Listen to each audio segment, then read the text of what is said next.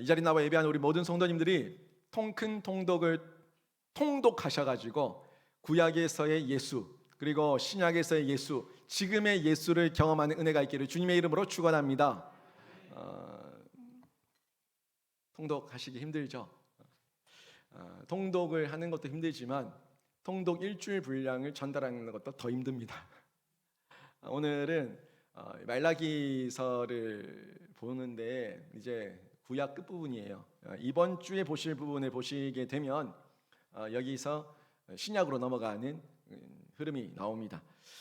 오늘 11번째 시간인데 여러분이 읽을 분량으로는 64일부터 70일까지의 분량을 오늘 이번 주 중에 보시게 될 겁니다. 오늘 마태복음 말라기 3장 1절 말씀을 읽었는데 말라기 3장 1절에서 여러분 뭘 발견하십니까? 말라기 3장 1절은 어떤 부분을 전달하고 있는 내용으로 보이세요?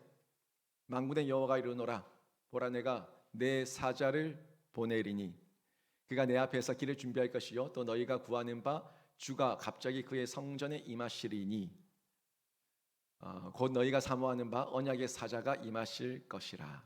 아멘. 누굴까요? 세례 요한도 나오고 누굴까요? 예수 그리스도입니다. 말라기에서도 곳곳에 구약의 마지막이죠. 이 말라기에서도 곳곳에서 전달하고 있는 내용은 예수 그리스도에 대해서 전달하고 있어요. 제가 통근동독 첫 번째 시간에 오실 예수 그리스도 그리고 오신 예수 그리스도 다시 오실 예수 그리스도 중앙의 십자가 예수 그리스도를 통해서 이렇게 모여졌다가 다시 확장되는 쭉 모여졌다가 다시 확장되는 이런 구조를 성경이 가지고 있다 하는 부분을 도표를 통해서 보여드리고 말씀을 드렸는데 기억이 나실 겁니다. 오늘 이번 주에 보시게 되는 내용은 시편의 내용도 나오고 느헤미야 내용도 나오고 또 말라기서를 통해서 마태, 마가, 누가, 요한 이 사복음서에 대한 내용까지 쭉 나오는 내용들이 있는데 시편하고 느헤미야는 이미 저희가 앞전 시간들을 통해 가지고 개관과 내용을 다 보셨어요. 또 느헤미야 같은 경우는 제가 강해를 통해서 전체를 다 봤기 때문에 여러분 가운데 좀 더 정리된 선명한 느헤미야의 이 핵심 내용이 있기 때문에 또 도움이 되실 거고요. 그런데 시편 같은 경우는 좀 방대한 분량이기도 하면서 다양한 어떤 그 시인의 희노애락이 묻어 있다 보니까 참 그 정서를 이해하지 않으면 충분히 공감하기가 어려운 부분이 시편입니다. 시편의 내용을 볼 때에는 그 시인의 마음을 봐야 돼요.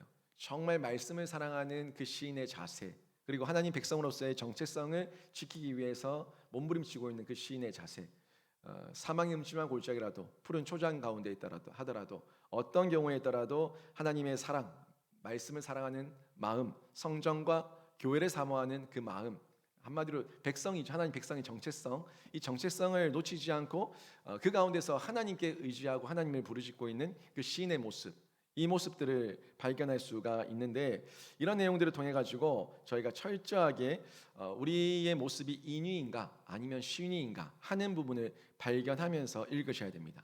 여러분 인위는 철저하게 인간 중심이에요. 내 마음대로 오늘 그 엘리의 모습도 봤지만 나의 때 나의 방법 이게 다 인위 아닙니까? 철저하게 인간 중심 나 중심적으로 생각하는 게 인위고虚위는 확실하게 하나님 중심이에요. 어떤 경우에도 흔들림 없이 확실한 하나님 안에 매여 있는 하나님 중심의 이 모습 이게 신위입니다. 그런데 시편을 잘 보세요. 시편을 보면은 여러분 시인이었던 그 다윗이 이런저런 상황 가운데 얼마나 공고하고 어렵고 사망의 음침한 골짜기를 다니는지 모릅니다. 그런 가운데 있었지만 불평도 하고 투정도 하고 저 원수를 어떻게 좀 해주세요. 온갖 소리를 다 얘기하지 않습니까? 그런데 항상 마지막은 인위가 아니라 신위로 바뀌고 있어요. 인위는 내가 쳐버리는 겁니다. 내가 칼을 뽑아들고 내가 잘라버리는 거예요. 이게 인위예요.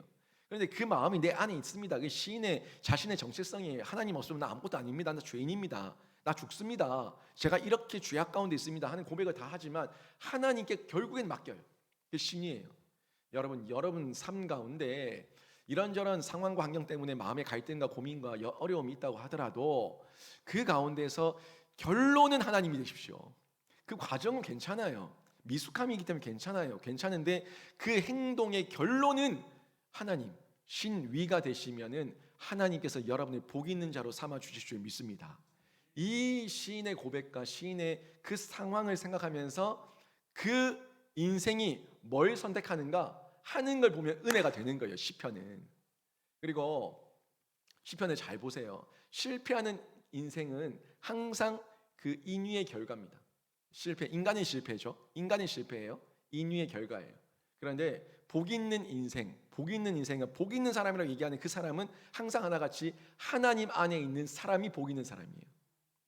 여러분 마태복음에서도 팔복을 말씀하실 때 우리의 모습을 심령이 가난한 자라고 얘기하지 않습니까? 심령이 가난한 자. 여러분의 심령은 뭐로 채움받습니까? 돈으로 채움받습니까?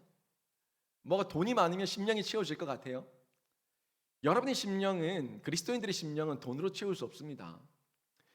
돈이 있으면 행복할 것 같은데 여러분 세상 많이 보셨지 않습니까? 돈이 있어도 행복하지 않은 사람이 너무 많아요. 돈이 있어도 자살하는 사람이 너무 많아요. 돈이 있어도 살지 못하는 사람이 너무 많아요. 왜? 그 사람은 외로워요. 불행해요. 뭐 때문에? 자기가 자신의 노력으로 자신의 힘으로 살아보려고 했더니 결국 그 인위의 결과가 심판과 저주와 절망과 아무런 소망 없는 나의 모습을 해서 드러나거든요. 그러니까 인생을 그렇게 막 던져버리는 겁니다. 그럼 복 있는 사람이 아니에요. 복 있는 사람은요, 하나님 안에 있는 사람이 복 있는 사람인데 왜? 심령이 가난할지라도, 심령이 가난한 사람이라고 할지라도 그 심령의 빈자리를 뭐가 채워요?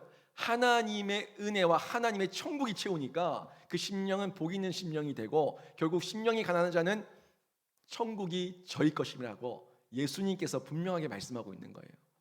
여러분 심령이 가난하십니까? 이 세상 가운데 여러분 심령이 가난하다고 할지라도 여러분의 그 비어있는 심령은 하나님께서 채우실 줄 믿습니다. 이게 성경이에요. 성경에서 진짜 행복이 어딨냐, 진짜 복이 어딨냐, 진짜 감사와 즐거움이 어딨냐 하는 걸 알려주는 게 성경입니다. 그리고 그 성경의 복음의 핵심은 예수 그리스도고 예수 그리스도를 통해 가지고 우리는 새로운 인생과 구원과 감격과 천국을 보장받는 중에 이 땅에서 이미 나에게 주어져 있는 내세가 있으니까 여유 있게 사는 거예요. 복되게 사는 거예요. 아둥바둥 살지 않는 거예요. 어차피 나는 천국 갈 사람인데 나에게 주신 재능대로, 나에게 주신 달란트대로, 나에게 주신 사명대로 충성되게 열심히 살다가 하나님 오라고 하실 때 다 내려두고 하면 되는 거니까 거기에 애걸복걸하면서 좀 더 라고 욕심 부리면서 살지 않는 겁니다. 그게 청지기거든요. 청지기이고 비둘기같이 순결한 모습이거든요. 그 사람들이 사명을 감당해요.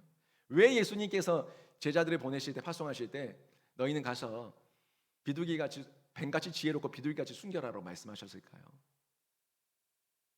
중심 잃지 말라는 거예요. 중심 잃지 않고 내가 너에게 쏟아 부어주는 대로, 너희들에게 채워주는 대로 마음껏 선용하며 사용하라는 거예요. 이게 우리 성도들의 모습이고 교회의 모습이어야 됩니다. 이런 심령의 모습 가운데 있지만 이 시편을 읽을 때 그 다윗이 그 예수 그리스도 안에서 참된 기쁨과 감격을 온전하게 누리지 않습니까? 119편 그때 이성호 목사님이 얘기했나요?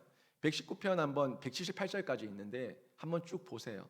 각 절 모든 절마다 하나님의 율례와 법도와 규례와 증거와 증명 이 증거와 이 모든 절절 한 절 한 절마다 하나님의 말씀을 나타내지 않는 단어가 하나도 없어요. 178절이 119편 한번 보십시오. 길지만 그 속에 다윗이 철저하게 붙들고 있는 게 뭐였는가? 다윗되게 했던 그 근거와 힘이 어디 있었는가 하는 부분을 발견할 수가 있는데 그거는 철저하게 하나님 말씀이었습니다. 하나님 말씀이었고 하나님 앞에 매여 있는 그 다윗이 그 어려운 중에도 다윗이 다윗되게 쓰임 받을 수 있었고 하나님께서 그런 그릇이었기 때문에 다윗을 사용하신 거예요. 이게 시편을 통해서 여러분이 쭉 보시게 되는데 그렇게 말씀을 사모하고 성전을 사모했었던 다윗을 한번 좀 떠올려 보시면서 묵상하시면서 시편을 보신다면 시편의 의미가 더 크게 여러분에게 다가올 겁니다. 아무튼 이번 주에 읽을 내용 가운데 시편의 내용들이 상당히 있어요. 그 시편 내용 그렇게 한번 보시고 느헤미야 말씀은 제가 이미 강의를 했으니까 그 말씀들 한 번 더 리마인드 상기시키시면서 보시고 말라기에 대한 내용을 제가 좀 더 드리도록 하는데, 말라기는 구약 속에 있는 예수 그리스도를 드러내고 있어요. 말라기 마지막 성경도요, 구약 속의 예수예요. 이 말라기서의 이 도표를 한번 띄워보시면, 말라기 속에 말라기를 한눈에 좀 보시면은 말라기는 결국 여기서도 책망이 많이 나와요. 책망이 많이 나오는데 결국에는 축복의 약속이에요. 제가 말씀하지 않습니까? 성경 말씀이 약 90% 가까이가 하지 마라, 경고, 심판, 저주, 책망에 대한 메시지 나오지만 그건 정말 죽어라 이 얘기가 아니라 듣고 미리 얘기하는 하나님의 예언이니까 듣고 돌아오라는 하나님의 축복의 메시지거든요. 이 말라기 또한 거기에 대한 이 책망에 대한 메시지가 많이 나오지만 결국에는 축복에 대한 약속이에요. 내용을 보면은 국가 공동체가 저지른 현재의 죄에 대해서 책망을 하거든요. 근데 죄에 대해 책망을 해요. 근데 책망을 하는 이유는 지금 심판 전이니까 돌아오라는 거예요. 그리고 다가오는 여호와의 날에 대해 가지고 앞으로 이런 복을 줄 거니까 너희가 희망과 소망을 가지고 지금부터 힘을 내라 하는 내용이 말라기를 통해서 전달되고 있는 부분이죠. 근데 많은 분들이 말라기를 얘기하면은 11조에 대해서 생각을 많이 해요. 그죠? 말라기서 하면 11조. 많은 목사님들이 11조 설교하면은 말라기서를 들고 나와 가지고 설교하는 걸 볼 수가 있는데, 말라기서 3장 10절 말씀 때문에 그래요. 이 말씀인데 한번 들어보세요. 만군의 여호가 이르노라, 너희의 온전한 11조를 창고에 들여 나의 집에 양식이 있게 하고 그것으로 나를 시험하여 내가 하늘 문을 열고 너희에게 복을 쌓을 곳이 없도록 붙지 아니하나 보라. 아멘. 이거를 가지고 하나님께서 하나님을 시험하라고 했다고, 11조를 가지고 시험하라고 했던 본문이기 때문에 그만큼 확실한 복의 근거니까 여러분 11조 하십시오 하는 내용의 전달을 많은 목사님들이 하고 있는데 뭐 전혀 틀린 말은 아닙니다만 정말 그런 의도는 100% 11조라고 하는 내용의 의도는 아닙니다. 그런 의도는 아니고 이 모든 내용 가운데 변질되고 있는 너희들의 모습을 보라는 거예요. 너희들이 정말 진실한 마음으로 드리고 있는가, 하나님을 사랑하는 마음으로 드리고 있고 온전한 마음으로 드리고 있는가, 이걸 보라는 의미에서 전달하고 있는 거예요. 하나님께서 거지라 가지고 하나님의 집에 양식이 없어 가지고 정말 그래서 거지라서 돈을 달라고 하는 구걸하는 내용이 아닙니다. 정말 너희들을 교만하게 나를 한번 시험해봐라 하는 그런 의도에서 하나님께서 전달하고 있는 말씀이 아니에요. 너희가 잘못 왜곡하고 있고 의도를 잘못 알고 있고 너희가 이 하나님 앞에서 형식적인 모습에 매여 있으니까 이 부분이 잘못됐다, 너희들 영적 회의를 돌이켜라 하는 메시지를 전달하는 부분이 말라기서의 내용입니다.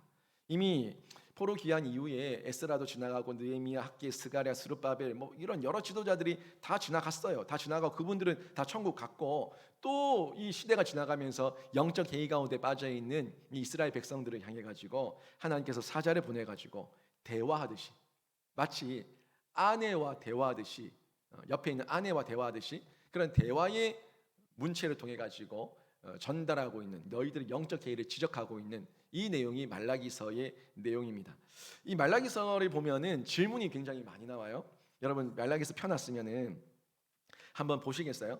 한번 보시면 이 말라기서에 보면은 이스라엘 민족이 마치 그 아내, 바가지 끓는 아내, 빠락빠락 대들면서 바가지 끓는 그런 아내처럼 하나님께 대드는 모습이 굉장히 많이 나와요.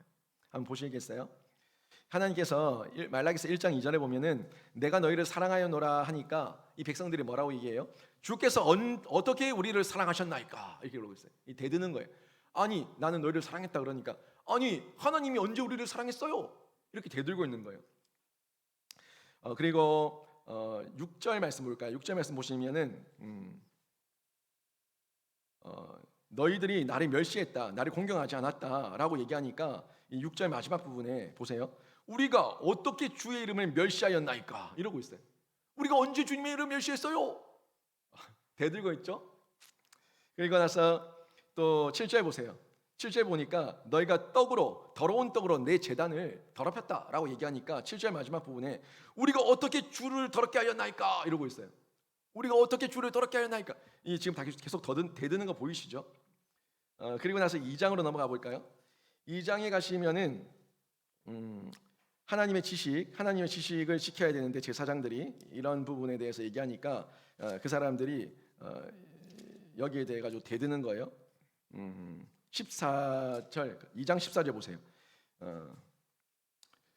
2장 14절 보니까 너희는 이르기를 어찌 됨이니까 하는도다. 그러니까 우리가 언제 그랬습니까? 뭐 얘기하고 앞부분에 쭉 보면은 거짓말했던 것, 하나님의 명령을 어겼던 것, 지식을 깨뜨렸던 것, 언약을 깨뜨렸던 것 쭉 얘기하니까 너희가 이르기를, 그러니까 너희 백성, 이스라엘 백성이 이르기를 어찌 됨이니까, 이게 어찌 됨이니까 나는 모릅니다. 이렇게 얘기하고 있는 거예요. 대들고 있는 거죠. 그리고 17절 가보세요. 17절 보니까 2장 17절 여호와를 입으로 더럽게 하고 괴롭게 하고 온 이후에도 17절 중반 부분 우리가 어떻게 여호와를 괴롭혀 드렸나이까 하는도다. 예, 우리가 언제 여호와를 괴롭혔습니까? 이렇게 대들고 있어요. 또 그러면서 뒷부분에 또 말하기를 정의의 하나님이 어디 계시냐 함이니라. 그러니까 하나님이 이러고도 정의 하나님이십니까? 이렇게 대들고 있는 거예요. 하나님을 의심하고 불평하고 계속 대들고 있어요. 3장 보세요. 3장 보니까 돌아오라고 이제 그만하고 돌아오라고 하나님께 얘기하시니까 7절 마지막 부분 우리가 어떻게 하여야 돌아가리까? 예, 완전 딴소리 하고 있는 거예요. 다 얘기해줘도 어떻게 돌아간 말입니까? 어떻게 돌아가요? 대들고 있는 거예요. 또 8절 마지막 부분 보세요. 도둑질했다고 너희가 도둑질했다고 얘기하니까 우리가 어떻게 주의 것을 도둑질하였나이까? 이렇게 얘기하고 있어요.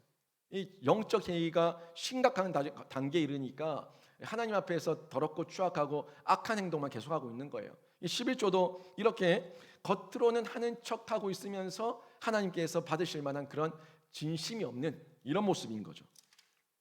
그러니까 하나님께서 이렇게 정말 너희들 그러지 마라 하는 말씀으로 11조 나를 시험해봐라 하는 메시지를 전달하고 있는 거예요. 그러니까 안타까운 마음에 하나님의 그 심정을 저희가 느낄 수 있는 부분이죠. 또 13절 말씀 보세요. 3장 13절 보면 완악한 말로 하나님께 대적하고 이렇게 하니까 하는 말이 야단치니까 우리가 무슨 말로 주를 대적하였나이까 하는도다. 이렇게 이러고 있어요. 계속해서 대들고 있는 모습, 이 모습이 말라기서를 통해 가지고 확인할 수가 있는데 이 말씀을 읽을 때는 이 톤을 생각해야 돼요.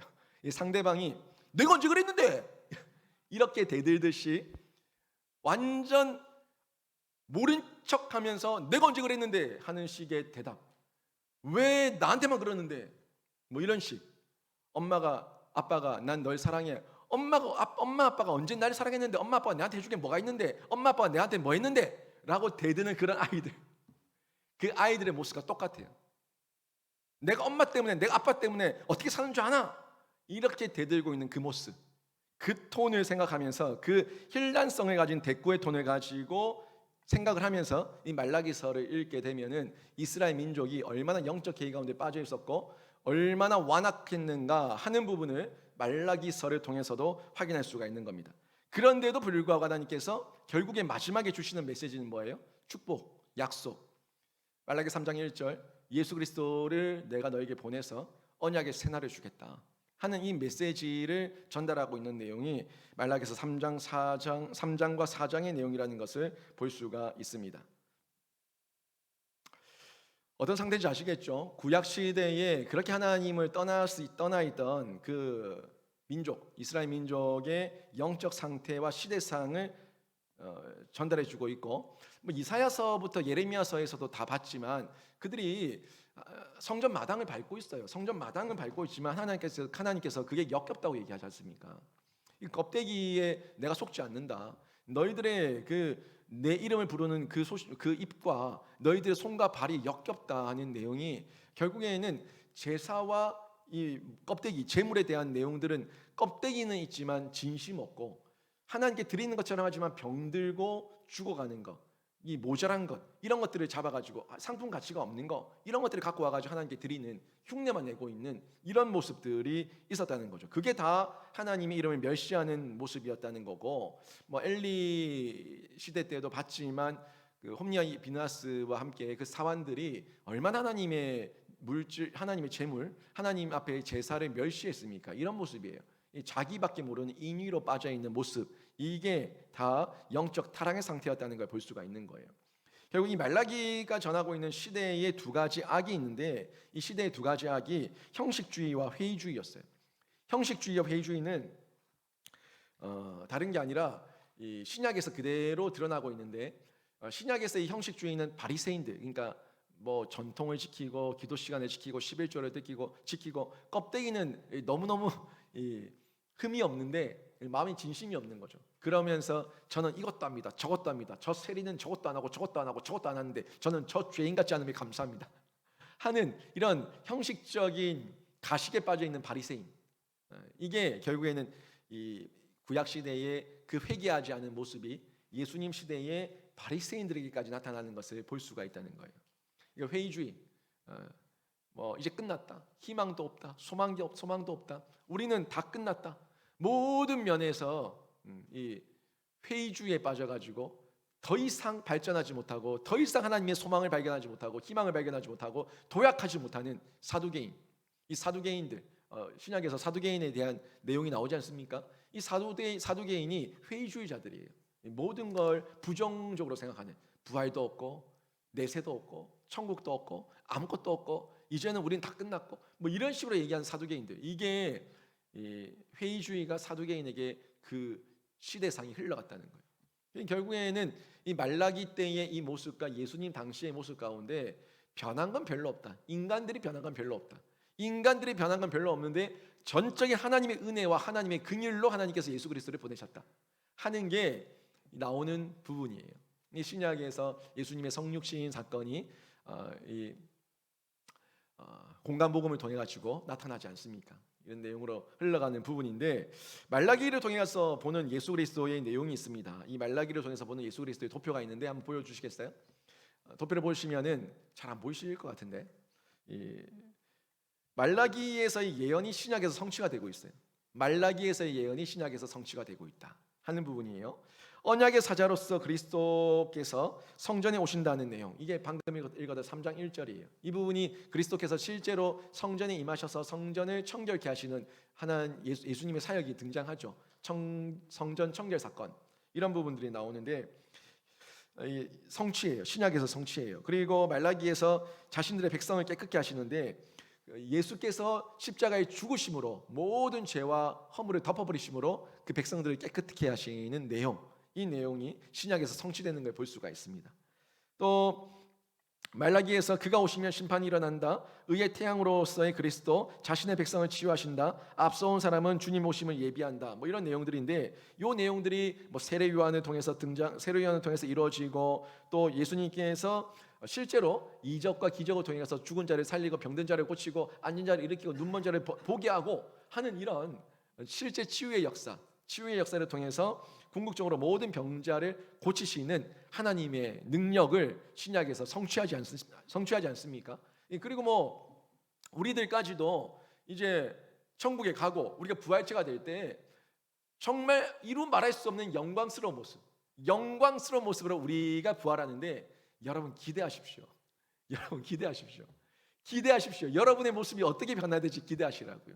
그런데 딱 봤을 때 너무너무 달라요.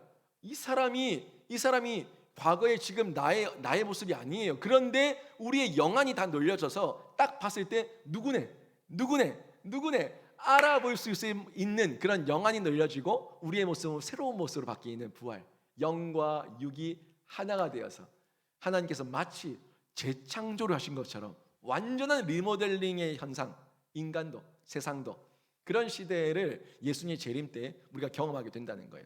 그때 모든 아픔과 상처가 있겠습니까? 다 치유가 되죠. 그런 역사가 일어나는 겁니다.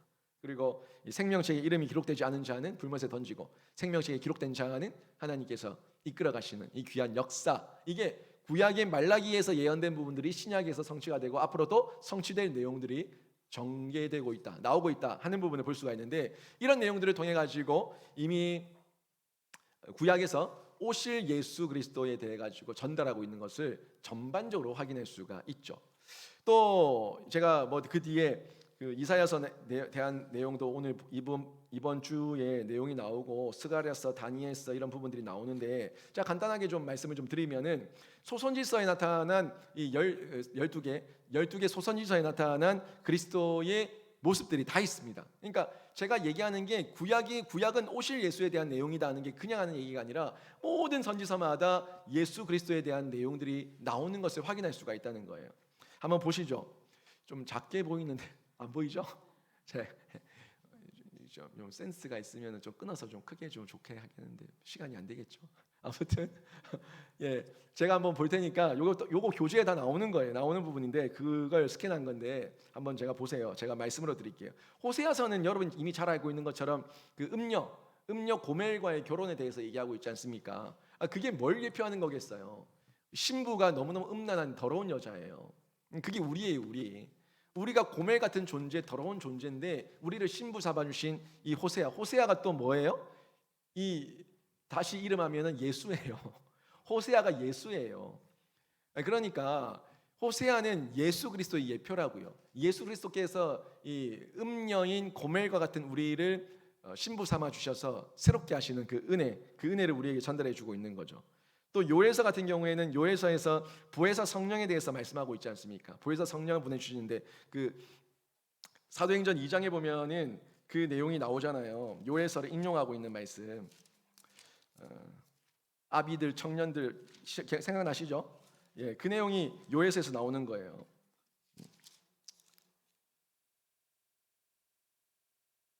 17절에 나오죠. 하나님이 말씀하시기를 말세에 내가 내 영을 모든 육체에 부어 주리니 너희의 자녀들은 예언할 것이요 너희의 젊은이들은 환상을 보고 너희의 늙은이들은 꿈을 꾸리라. 그때에 내가 내 영을 내 남종과 여종에 부어 주리니 그들이 예언할 것이요. 쭉 이런 말씀. 여기 요엘서에서 나온 말씀이에요.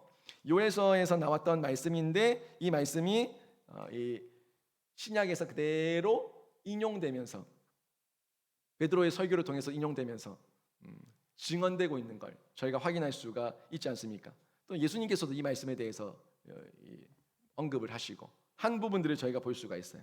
결국에는 보혜사 성령을 보내셔서 하나님의 영을 받게 하시는 이 내용 요엘서에서 확인할 수가 있어요. 아모스는 제가 또 금요기도회 때 아모스에 대해 가지고 강의를 한번 쭉 다 했었는데 결국에는 아모스의 중보기도를 통해 가지고 죄인을 다시금 회복시키시고 다윗의 무너진 장막을 회복시키시는 예수 그리스도의 중보 사역, 이 부분이 아모스를 통해서 저희가 엿볼 수 있는 예수 그리스도의 모습입니다. 오바댜 같은 경우에도 그래요. 오바댜는 장차 오실 메시아, 만국을 벌할 심판자, 선민의 피난자, 나라의 소유자, 뭐 이런 표현들로 묘사를 하고 있는데 결국 심판주로 오실 예수 그리스도에 대해 가지고 전달하고 있는 걸 볼 수가 있어요. 요나서는 뭐 말할 것도 없죠. 물고기 뱃속에서 3일 밤낮 예수 그리스도의 죽으심과 부활하심, 이 부분이 요나의 기적 아닙니까? 이 기적을 보여달라고 하는 그들에게 내가 요나의 이적밖에 보여줄 것이 없다 하고 말씀하셨던 예수님의 말씀, 이 요나에서도 예수님을 보여주고 있어요. 미가 같은 경우는 어때요? 미가는 예수 그리스도의 태어나실 곳을 정확하게 예언한 곳이 미가서 아닙니까? 베들레헴에 대해 가지고. 그리고 그리스도를 온 세상의 주권자, 평강의 왕으로 묘사하고 있는 내용이 이 미가서에 쭉 나오는데 미가서가 이렇게 예수를 드러내고 있다 하는 게 분명해지죠. 나움 같은 경우는 마찬가지예요. 나움에 여러분 잘 많이 들었던 아름다운 소식을 전하는 발, 뭐 이런 내용들, 그 내용들도 이 나움에서 나오는데 결국 아름다운 소식은 누구의 소식입니까? 예수 그리스도의 소식이라는 걸 확인할 수가 있습니다. 복음이죠. 이 하박국 같은 경우에는 믿음으로 말미암아 구원을 받는다. 이 하박국도 제가 일전에 특별 저녁 기도회 때 한번 하박국서를 다 다뤘죠. 하박국서를 다 다뤘는데 그때 믿음으로 구원받는 참된 복음의 핵심, 십자가의 핵심, 율법과 전통과 이 행위가 아니라 온전히 복음으로, 믿음으로 구원받는다는 내용, 지금 갈라디아서에도 맥과 연결되어 있죠. 이런 내용들을 하박국에서 저희가 확인할 수가 있었고, 스바냐 같은 경우에는 심판의 날, 여호와의 날, 뭐 이런 부분에 대해서 많이 나오고 있는데 심판하실 그리스도에 대해 가지고 얘기하고 있어요. 말씀하고 있어요. 이 부분이 또 마태복음 13장, 24장에서 다 인용이 되면서 예수님께서 이 스바냐의 예언에 대한 내용들을 다 인용하세요. 이 내용들이 다 연결되어 있는 부분에서 확인할 수가 있습니다. 학계 제가 지난주에 농담처럼 하도 일 안 하니까, 하도 성전에 안 지니까 나 혼자 내가 할게 했다고 얘기했는데, 그 학계가 결국에 누구를 통해서 이 학계가 드러내는 건 성전인데, 그 성전의 완성이 누가 하십니까? 예수 그리스도께서 성전을 완성하신다고요. 이 성전은 헐라 내가 3일 만에 지으리라. 성전 예수님께서 하셨어요. 예수님께서 이루셨어요. 이 성전 재건에 대한 모습을 예수님께서 온전히 이루신 것을 볼 수가 있습니다. 그래서 이 예수 그리스도를 학개서에서는 만국의 보배다라고 표현하고 있는데 2장 7절에서 그 내용이 결국 예수 그리스도를 말씀하고 있는 거예요. 이 스가랴서 같은 경우도 보세요. 스가랴서는 그 예수님에 대한 묘사를 풍부하게 선포하는데 여호와의 사자, 의로운 순, 7논을 가진 돌, 그리고 성전을 건축하는 왕이며 제사장, 나귀를 타는 겸손한 왕, 모퉁이 돌, 말뚝, 싸우는 활, 온 은 30에 팔린 선한 목자, 찔림 당한 자, 씻는 샘, 칼로 침을 당한 벌림받은 목자. 이거 이미 저희가 다 예수님을 이미 우리가 상식적으로 알고 있는 그런 묘사들 아닙니까? 이 묘사들이 스가랴서에 다 나와요. 다 나와. 이 스가랴서 스가라 그랬는데 제가 지난주에 이 스가랴가 결국 예수 그리스도를 묘사해주고 있는 부분으로 확인할 수가 있습니다. 그리고 이제 말라기죠. 말라기는 이 대화의 형태를 통해 가지고 질문의 형태를 통해 가지고 예수 그리스도를 예표하고 예수 그리스도를 드러내는데 주의 길을 예비하는 자, 선지 엘리야, 세례 요한, 메시아, 그리고 그 언약의 사자, 의로운 해, 이런 모습으로 여러 가지로 표현되고 있는 것을 볼 수가 있습니다. 아무튼 12소선지서 여기서 예수 그리스도를 빼고는 그 본질과 핵심을 찾을 수 없다 하는 게 다 나온 거예요. 그러니까 여러분, 이 구약을 볼 때도 여러분이 집중해서 봐야 될 거는 어디에 예수님이 숨어 있나, 어디에 예수님을 드러내고 있나, 어디에 예수님을 표현하고 있나, 이런 마음을 가지고 보시게 되면은 자꾸 보시는 중에 이거 신약에서 어디서 봤는데? 그럼 맞아요. 어디서 본 거는 구약에 이미 예언되었던 내용을 신약에서 인용한 거예요. 그러니까 이 자꾸 보다 보면 1년에 2독씩 하다 보면은 이 부분들이 연결되면서 매치가 되는 거예요. 야, 구약 신약이 이렇게 연결되어 있구나 하는 것을 발견하실 수가 있는 거죠. 또 그리고 이번 주에 좀 보시는 내용 중에 조금 어려운 내용이 나오는데 제가 요건 크게 길게 얘기 안 할게요. 이거 얘기 많이 하면은 이 내용이 너무 길어지기 때문에 구약에서 신약으로 가는 예언이 있는데 이 다니엘서에 나와요. 이거는 제가 요한계시록 한번 얘기했지만 제가 요한계시록 말씀을 전할 때에 에스겔과 다니엘을 여러 번 언급했어요.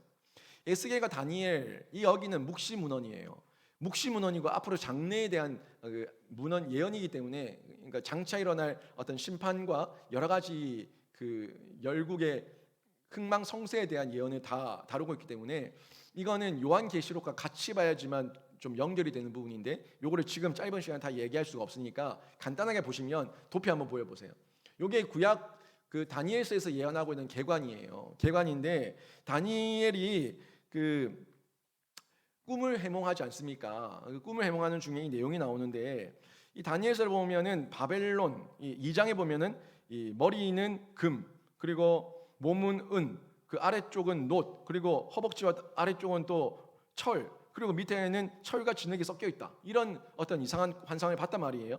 이게 뭐냐라고 얘기했을 때 이 정금 윗부분 머리 부분의 정금은 바벨론이고, 그리고 가슴과 이 배, 이 어깨 이쪽 부분은 은인데 메데 바사고, 그리고 아랫부분 허리 밑으로는 놋인데 여기는 헬라 제국이고, 그 밑에 허벅지 쪽은 철인데 여기는 로마 제국이다 하는 걸 얘기해 주고 있단 말이에요. 그러고 난 다음에 이 시간의 공백이 지나고 그 밑에 철과 진흙으로 돼 있는 이 부분이 있는데 여기는 아직까지 어느 나라인지는 정확하게 밝혀지지 않았죠. 이미 아직 우리가 살고 있는 시대이기도 하고요.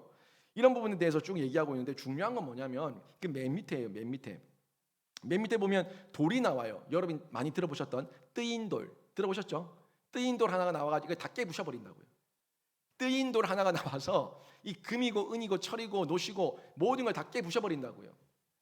다니엘서 한번 보십시오. 다니엘서 2장 44절에서 45절 말씀에 보면 이 내용이 그대로 나오는데 이게 뜨인 돌이 예수 그리스도고 하나님의 나라에 대한 예언이고 예표예요.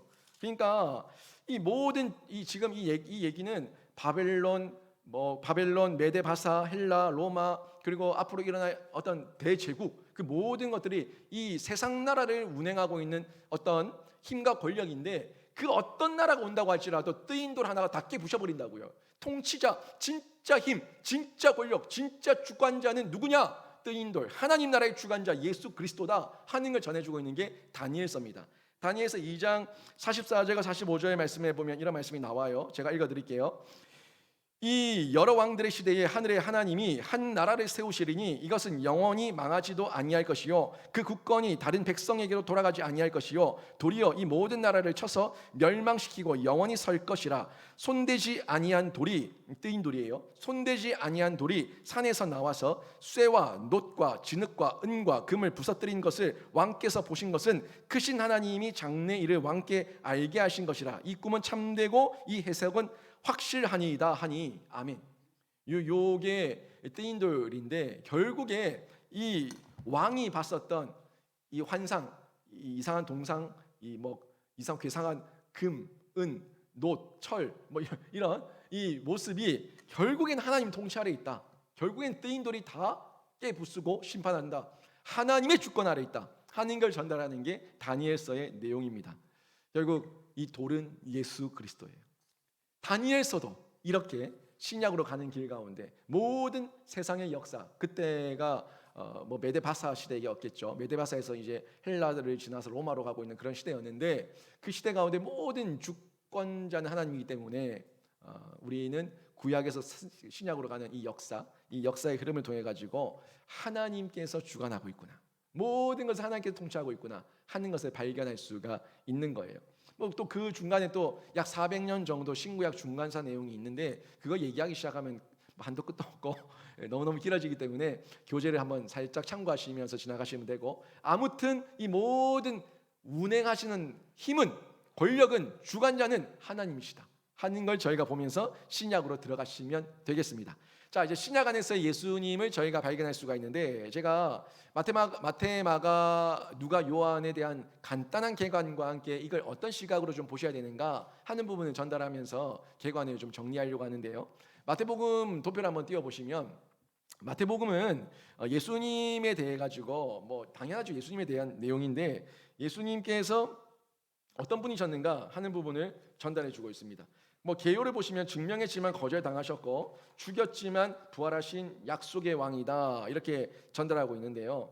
이 예수님의 이 공간복음이 뭐냐면, 공간복음은 같은 시각을 가지고 있는 복음을 공관이라고 해요. 그러니까 공통된 관점으로 보는 복음이 공관복음이에요. 이게 마태, 마가, 누가예요. 요한은 특수한 자료예요. 그래서 이 마태, 요한은 공간복음으로 안 봅니다. 이건 특수 자료를 봐요. 요한을 합쳐가지고 사복음서라 보죠. 사복음서에는 마태, 마가, 누가, 요한이 다 들어가지만 같은 시각에서 같은 관점으로 본 거는 마태, 마가, 누가예요. 이 세 가지를 공간복음이라고 하고 요한이 들어가게 되면은 사복음서다 이렇게 보는데, 마태복음은 마태, 마가, 누가는 아무튼 같은 맥락에서 전달하는 부분이 많이 있습니다. 뭐 족보가 나오는 데도 있고 족보가 안 나오는 데도 있고 이적을 강조하는 데도 있고 비유를 강조하는 데도 있고 여러 가지 어떤 특징들을 가지고 있는데, 아무튼 마태복음에 보시게 되면은 이런 흐름을 가지고 있어요. 갈릴리 사역 그리고 유대 지방에서 사역, 이게 크게 두 가지가 나눠지고, 예수님께서 가르치시고 기적을 보이시고 기적을 보이셨는데 그 시대 그 백성들의 반응이 어땠는가 하는 부분이 나오고, 예수님께서 이제 입상하셔가지고 십자가 지시고 부활하시기까지 이런 내용들이 쭉 나오는 것을 볼 수가 있습니다. 그래서 이 내용들을 좀 보시게 되면은 예수님의 모습이 뭐로 많이 묘사가 되냐면, 이게 에스겔서 4장하고 에스겔서 1장하고 요한계시록 4장, 요한계시록 4장과 에스겔서 1장에 나왔던 그 환상의 내용과 연결이 돼요. 그러니까 예수님께서는 여기 마태복음에서는 왕으로 등장을 하고 있고, 어떤 한 짐승의 모습으로는 사자가 왕의 어떤 형상을, 이미지를 가지고 있지 않습니까? 그래서 왕과 사자의 모습으로 등장하는 걸 볼 수가 있고, 이게 에스겔서와 요한계시록을 보게 되면 첫째 짐승이 나오는데 그게 사자의 모양이에요. 첫 번째 짐승이 사자의 모양으로 나온다 하는 부분과 연결해서 볼 수가 있습니다. 좀 저자의 특징은 뭔가를 가르치려고 하는 교사의 입장에서 전달하는 내용이 특징을 가지고 있고, 강조점은요, 마태복음에서의 강조점은 설교가 많이 나와요. 예수님의 설교한 산상수훈도 마태복음에 나오죠. 산상수훈이 길게 나오는 건 마태복음밖에 없어요. 5장에서 거의 8장까지 긴 내용으로 이 산상수훈이 쭉 전개되고 있는 부분을 볼 수가 있는데, 이런 부분에서 예수님의 설교에 초점을 맞추고 있는 게 마태복음이다 하는 부분에서 여러분 좀 보시면 되겠고, 이 마태복음에서 이렇게 설교를 많이 하고 있는 이유가 원 독자가, 그러니까 이 마태복음을 써서 전달해서 읽히고자 했던 첫 번째 독자가 누구였냐면 유대인이에요. 유대인이 봐야 될 내용이기 때문에 그들은 어떤 이런 이 유대 사상, 유대 철학, 그리고 그 토라라고 하는 모세오경에 대한 이런 사고에 대한 밑바탕이 깔려 있는 민족이었기 때문에 그들에게 이런 유대인들을 향해 가지고 가르침의 모습을 많이 전달하고 있고 설교의 형태를 많이 띠고 있다는 것을 볼 수가 있습니다. 그리고 마태복음에는 족보가 나오죠. 족보가 나오는데 족보가 있는데 왜 족보가 있냐면 이 마태복음이 사자 왕을 드러내고 있다고 제가 말씀드렸는데 왕은 족보가 있어야지 그 정통성을 인정받을 수 있어요. 왕은 족보가 있어야지 정통성을 인정받아요. 갑자기 등장한 왕은 그 정통성을 인정받지 못하기 때문에 늘 공격을 받을 수밖에 없습니다. 그래서 예수님의 그 족보를 마태복음 1장부터 길게 나열하고 있는 이유는 왕으로 오신 예수 그리스도, 다윗의 왕조에서 다윗의 이 자손이라는 걸 증명하기 위해서 이 내용을 길게 서술하고 있다는 것, 이걸 볼 수가 있는데 이런 부분들이 마태복음의 특징이라는 것을 확인할 수가 있습니다. 그 다음에 마가복음을 좀 보시게 되면은 이 마가복음은 종으로 등장하고 있어요. 예수님이 왕이 아니라 종이에요, 종. 그래서 마가복음 10장 45절에서도 인자가 온 것은 성령을 받으려 함이 아니요 도리어 섬기려 하고 대속물로 너희들에게 대속물로 주려고 함이라. 그러니까 나는 다 버리고 다 내어주고 다 그냥 섬기기 위해서 왔다. 종으로 왔다 하는 부분을 전달하고 있는 게 마가복음의 특징이라는 거예요. 여기서도 예수, 섬기는 하나님의 종 이렇게 얘기하고 있고 네 가지 신분으로 묘사되는 예수 했는데 하나님의 아들, 주, 능력이 많으시니 나의 아들, 그렇지만 종으로 그 모든 것을 버리시고 오신 예수 그리스도, 이런 내용에 대해 가지고 능력 있는 사역과 또 예수님의 대속, 비극적인 수수께끼라고 해놨는데 대속에 대한 부분을 전체적으로 전달하고 있는 거, 이게 마가복음이라는 거예요. 그래서 이 마가복음은 종이에요. 종인데 이 마가복음에서 이 종이 요한계시록 4장과 에스겔서 1장에서는 그 네 가지 짐승의 모양 중에서 뭐로 묘사가 되고 있냐면 소로 이게 묘사가 되고 있어요. 소는 그냥 묵묵히 섬기는 그 일하는 일꾼 아닙니까? 그래서 둘째 짐승 황소, 이런 모습으로 종이 소로 묘사되어서 매치가 되어 가지고 에스겔 요한계시록과 함께 확인할 수가 있다 하는 부분을 볼 수가 있습니다.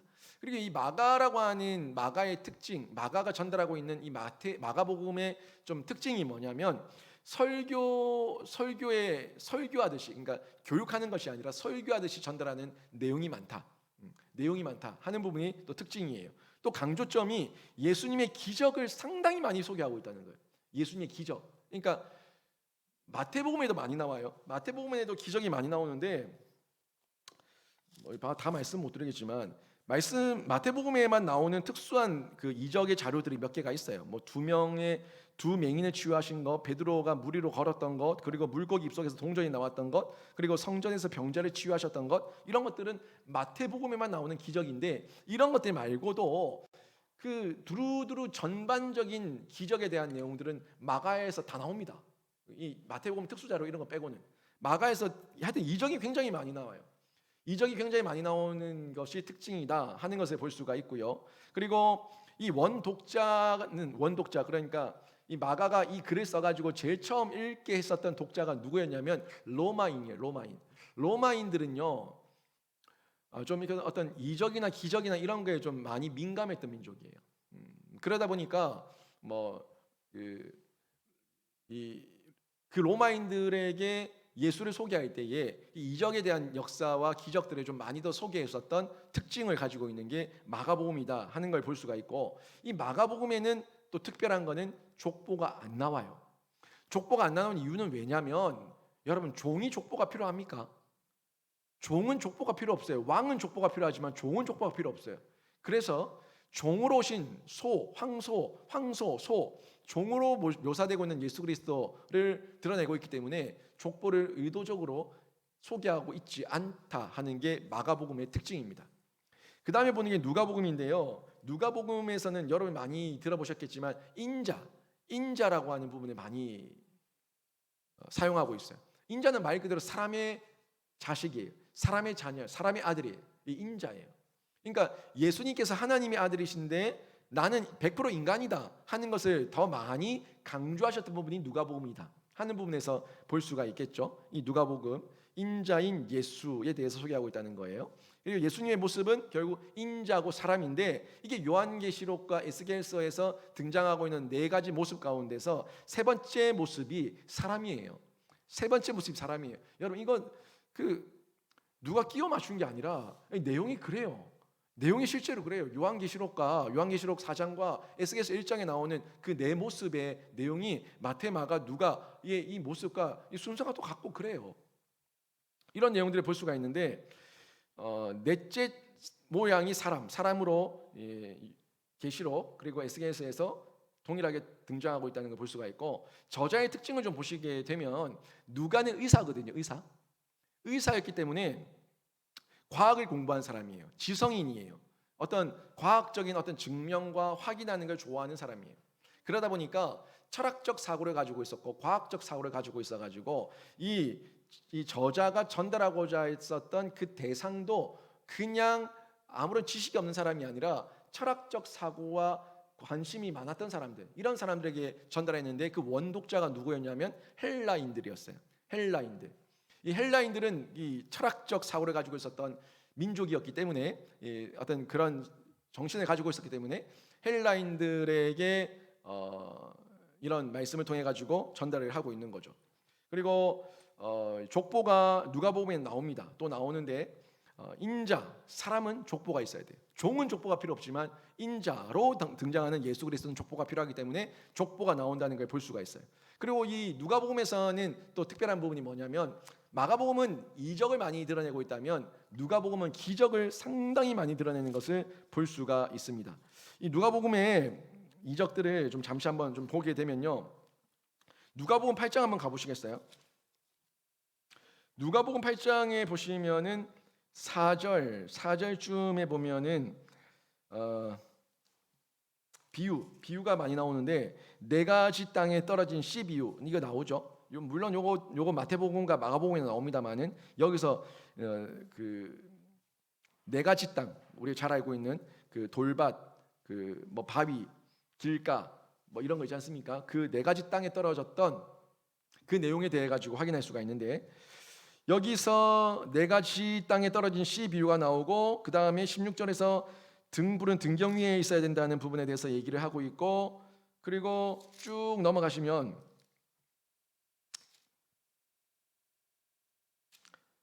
13장 가보시겠어요? 13장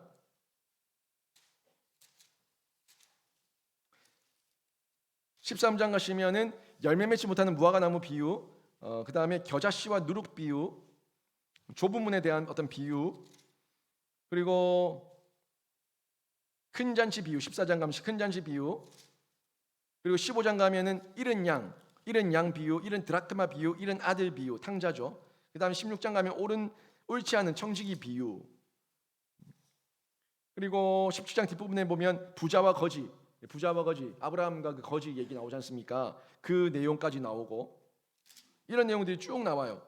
그 다음에 또 18장 보면은 과부와 재판장 비유, 바리새인과 세리의 비유,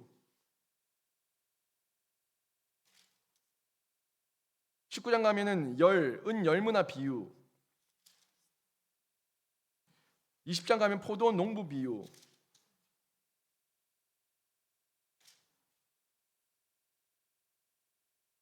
계속해서 이런 비유들이 쭉 나오는 걸 볼 수가 있어요. 아무튼 제가 이게 다 소개를 못했는데 이 누가복음에는 이런 비유들이 상당히 많이 나온다는 걸 볼 수가 있습니다. 그리고 비유를 통해 가지고 이 철학적 사고, 지성인들에게 생각해봐라 하는 것을 강조해서 전달하고 있다는 것을 확인할 수가 있습니다. 그리고 족보를 통해 가지고 또 인자인 예수 그리스도는 다윗의 자손임을 증명해주고 있는 내용이 누가복음에서 나오고 있다는 걸 볼 수가 있습니다. 그리고 요한복음을 좀 보실까요? 요한복음은 이거는 뭐 사실 공간복음이라기보다는 좀 특수한 자료, 요한복음에만 나오는 자료들이 상당히 많아요. 그러니까 다른 마태, 마가, 누가에는 안 나오고 요한복음에만 나오는 메시지들이 요한복음 안에 상당히 많이 있다는 거예요. 그래서 요한복음은 이 사복음서로는 보지만 공간복음으로 보지 않는다는 건데 이 예수님의 모습을 요한복음에서는 하나님으로 드러내요. 독수리로 드러내요. 독수리. 하나님. 그래서 이 요한계시록과 에스겔서에서 보면은 이 여러 가지 상들이 있었죠. 그 어떤 모양들. 그 가운데서 네 번째 짐승이 독수리 모양이에요. 독수리 모양. 이 독수리 모양이라는 것을 전달해 주고 있고요. 그리고 저자의 특징은 굉장히 신학적이며 교리적이다. 굉장히 신학적이며 교리적이다 하는 부분을 얘기하고 있고, 이 열방에 대해서도 많은 부분을 전달하고 있는 걸 볼 수가 있습니다.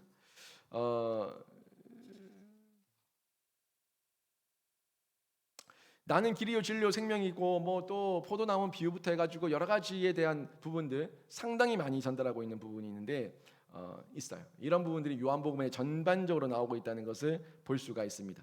아무튼 이 요한복음에서의 원 독자는 이 한 영역을 한 영역을 얘기하고 있는 것이 아니라 열방 모든 사람들에게 두루두루 다 읽힐 수 있는 그런 특징을 가지고 전달되고 있고 많이 교리적이고 또 연합에 대해서 접속에 대해 가지고 하나됨에 대해 가지고 이 보혜사 성령에 대해 가지고 전달하고 있는 여러 가지 특별한 내용들을 볼 수가 있습니다. 그래요. 지금 제가 이 간단하게 마테마가 누가 요한에 대한 부분들에 대한 개요를 잠시 말씀드렸는데 이거를 뭐 전부 다 이 짧은 시간에 말씀드릴 수는 없다 보니까 이런 특징들을 가지고 있기 때문에 아무튼 마테마가 누가 요한이 사복음서에서는 신약 안에 오신 예수님, 신약 안에 오셔서 우리를 위해 오신 예수님, 이 예수님이 어떤 모습으로 오셨고 이 저자를 통해서는 어떤 시각에서 그려지고 있고 나타내고 묘사되고 있고 또 다른 저자를 통해서는 어떤 부분에서 예수님을 묘사되고 있는지 다양한 시각으로 볼 수 있다는 거예요.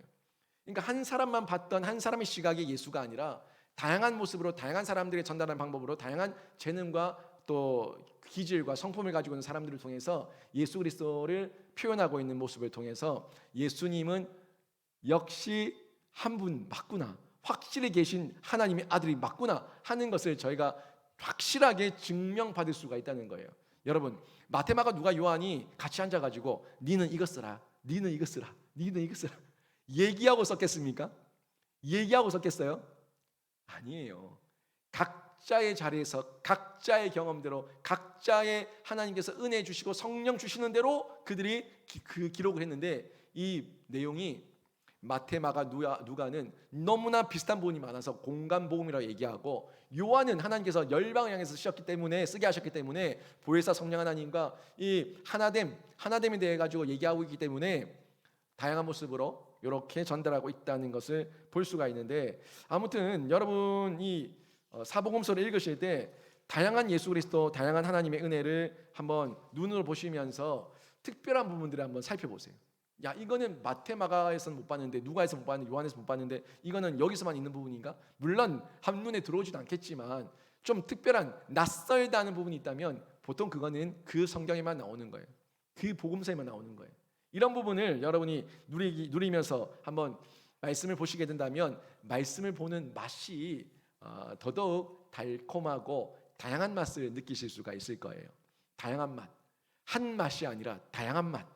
성경을 통해서 여러분 때를 따라서 도우시는 그 다양한 맛을 날마다 누리시는 중에 야, 성경이 이런 맛도 있구나 하는 기쁨을 누리시기를 바랍니다. 그리고 지금 현재 우리 안에 있는 우리와 함께 하시는 현재의 예수, 지금 현재의 예수를 여러분이 느끼시고 들으셔야 되는데 예수께서 지금 저와 여러분 가운데 함께 하시는 거 믿습니까? 예수 그리스도께서 지금도 우리의 삶을 주관하시며 우리의 중보자 되시고 구원자 되심을 믿습니까? 그게 우리 현재 지금 우리가 누리는 예수라고요. 이 예수가 우리 안에 있기 때문에 교회가 생명사역하는 거예요. 그 예수가 우리 안에 있기 때문에 저희가 생명사역하는 거예요. 예수께서 시키신 대로 부르신 대로 사명 주신 대로 생명사역을 하는데 예수님의 사역을 보니까 마태복음 9장 35절에 너무너무 잘 나와 있는 거예요. 마태복음 9장 35절 보니까 이런 말씀이 나왔죠. 예수께서 모든 도시와 마을에 두루다니사 그들의 회당에서 가르치시며 천국 복음을 전파하시며 모든 병과 모든 약한 것을 고치시니라. 아멘. 요게 예수님의 3대 사역 아닙니까? 3대 사역. 예수님의 3대 사역이 천국 복음으로 사람을 살리는 거예요. 살리는 건 처음에 복음이 전파되는 거예요. 복음이 전파되었을 때 복음을 듣고 귀가 뜨여지고 눈이 뜨여지면은 그 사람은 영이 사는 거예요. 그게 복음 전파입니다. 복음 전파를 통해 가지고 우리가 사람을 살리는 겁니다. 그 다음에 키우는 게 뭐예요? 양육, 교육, 훈련을 통해 가지고 사람을 키우는 거예요. 키우는 거예요. 그 다음에 고치는 거죠. 고치는 거는 영적, 육적 치유가 일어나는 겁니다. 힐링. 영이 살아요. 영이 회복돼요. 영이 깨끗해져요. 육신이 나음을 입어요. 이게 고치는 사역인데 이게 생명 사역이에요. 제가 이 금식에 대한 부분을 여러분에게 전할 때에도 저희 아내가 또 여러분들과 금식에 대한 도전을 많이 하셨는데, 영만 살 게 아니라 육이 살아야 된다니까요. 영만 살 게 아니라 육이 살아야지 육이 강건해서 사명을 감당할 수 있다고요. 영은요, 하나님 앞에 갔을 때, 이 영은 하나님 앞에 갈 때 새롭습니다. 날마다 새롭고 깨끗하고 정결하고 성결하고 거룩합니다. 그 영이 가는 거 맞아요. 근데 육이 병들어 있으면 사명을 감당하지 못해요, 이 땅에서는. 그래서 이 땅에서 사명 감당하려면 영도 맑아야 되고 육도 건강해야 된다고요. 육이 강건해야지, 그래야지 사명을 감당할 수가 있어요. 생명 사역을 할 수 있다고요. 이왕 우리가 예수님 사역하시는 살 때 예수님 사역을 생명 사역을 하는데, 예수님께서 병자를 고쳤던 것처럼 우리도 예수 앞에 나갔을 때, 하나님 말씀 앞에 나갔을 때 우리의 육신도 치유함을 받고 깨끗함을 받는 은혜가 있기를 바랍니다. 이 믿음을 가지고 우리가 도전하고 생명 사역에 뛰어드는 거예요. 제가 영신교회 앞에 THE 더를 붙여놨는데, 이 더를 그냥 붙인 게 아니라 우리 영신교회는 생명사역하는 교회다 하는 걸 드러내려고 THE를 붙인 거예요. 다시 띄워주세요. 네, 띄워주세요. 그 여기 이 THE가 이 이니셜이죠. 이니셜. 티칭의 T, 그 다음에 힐링의 그 힐링의 H, 그 다음 E, 이벤젤라이징, 이 전도 복음 전파, 여기에 E, THE예요. THE를 붙여놓은 건데, 요게 우리 교회가 생명사역 한다는 겁니다. 생명사역. 홈페이지 들어오셔가지고 로고 설명을 보신 분들, CI 설명을 보신 분들은 아실 건데 잘 모르죠. 너희 더는 왜 붙였냐? 우리 생명사역 한다, 이거 드러낸다고 TH를 붙인 거예요. 여러분, 우리가 생명사역 하는 거예요. 이 생명사역을 천국 복음으로 사람을 살리고 키우고 고치는 생명사역을 하는 거예요. 이 저거 살리고 키우고 고치고, 살리고 고치고 키우고 하지 마시고, 살리고 키우고 고치고, 순서를 좀 맞춰주세요. 순서를 좀 맞춰주세요. 네, 좀 외우기 쉽게는 살키고, 활키고 말고 살키고, 살리고 키우고 고치고, 이 살리고 키우고 고치는 생명사역을 저희가 감당하는 겁니다. 이 시대에 저희가 이 사역을 감당하는데, 이 시대 예수님의 제자들은요 지금도 이 사역 하는 거거든요. 그 예수님의 제자들, 사도들만 하는 것이 아니라 지금 우리도 예수님의 제자가 되어가지고 이 사역을 감당할 수가 있는 거거든요. 근데 이 사역을 감당할 때 꼭 필요한 게 있어요. 이 사역을 감당할 때 꼭 필요한 게 뭐냐면 불쌍히 여기는 마음이에요. 불쌍히 여기는 마음이 있어야지만 저희가 이 생명사역을 감당할 수가 있는 겁니다. 여러분, 마태복음 9장 36절을 보면은 무리를 보시고 불쌍히 여기시니 이렇게 나오는데, 무리를 보시고 불쌍히 여기시니 이는 그들이 목자 없는 양같이 고생하며 기진함이라, 이렇게 말씀하고 있는데, 개역 한글 성경을 보면은 뭐라고 얘기하고 있냐면 무리를 보시고 민망히 여기셨다 하셨어요. 민망히 여기셨다. 여러분, 민망히 여기는 마음이 있어야 돼요. 내 남편을 보고 민망히 여기는 마음, 내 자녀를 보고 민망히 여기는 마음, 나의 죄된 모습을 보고 민망히 여기는 마음, 우리의 허물을 보고 민망히 여기는 마음, 이 민망히 여기는 마음이 있을 때 그 마음이 불쌍히 여기는 마음이고, 불쌍히 여기는 마음이 있을 때 내 손과 내 발과 내 마음이 가서 그들을 보듬어주고 그들을 품어주고 그들의 복음을 증거하고 그들을 살리고 키우고 고치는 생명사역 현장 가운데 끌어줄 수가 있는 거예요. 제 마음 가운데 우리 영신교회를 향한 민망함이 있습니다. 여러분 가운데 우리 영신교회를 향한 민망함이 있을 때 여러분이 영신교회에 손이 가요.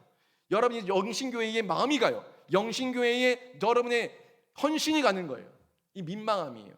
여러분이 민망함이 있을 때 여러분 자녀에게 손이 가는 것처럼, 민망함, 불쌍히 여기는 마음이 있을 때 그때 우리가 생명사역을 감당할 수가 있는데, 저는 이 지금 현재도 우리 예수님께서 우리 안에 확실하게 계시기 때문에 우리가 예수의 마음을 가지고 성경 말씀을 보고 또 우리를 조명해 보고 우리가 깨달음을 얻으면은 우리의 가정, 우리의 자녀, 우리의 교우들, 우리 교회, 이 나라와 민족과 열방을 보면서 민망히 여기는 마음을 가지시고 여러분이 사역 가운데 뛰어들 수 있는 줄로 믿습니다.